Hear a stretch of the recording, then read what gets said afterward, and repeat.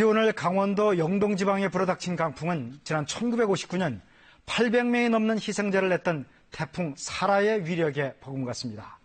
이른바 폭탄 저기압이 강한 바람을 몰고 온 데다 태백산맥의 지형 효과까지 더해진 때문이라고 합니다. 이정훈 기상전문기자가 자세히 알려드립니다.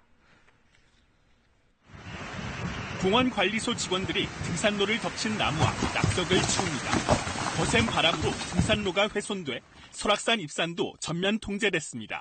흔들바위 일원에서는 낙석 등이 발생하였으며 탐방로에 현재 나무들이 많이 쓰러져 있는 상태입니다.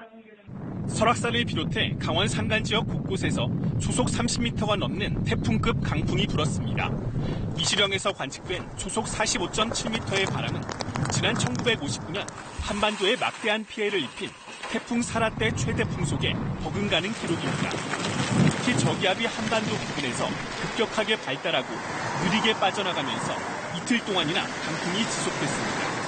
일본 동쪽에 따뜻한 성질의 키 큰 고기압이 버티면서 한반도로는 폭풍우의 에너지원인 상층의 찬 공기가 내려와 저기압이 폭발적으로 발달했습니다. 여기에 저기압 주위에서 부는 서풍이 좁은 고개인 미시령으로 모이면서 더욱 가속도가 붙은 것으로 분석됩니다. 주변의 바람이 미시령 부근으로 모여들면서 호수를 눌렀을 때 물살이 강해지는 원리와 같이 이 지역을 중심으로 바람이 매우 강하게 불었습니다. 기상청은 이번 강풍이 밤새 잦아들겠지만 앞으로도 봄철 대기가 불안정해지면서 돌풍이 불 수 있다고 내다봤습니다. KBS 뉴스 이정훈입니다.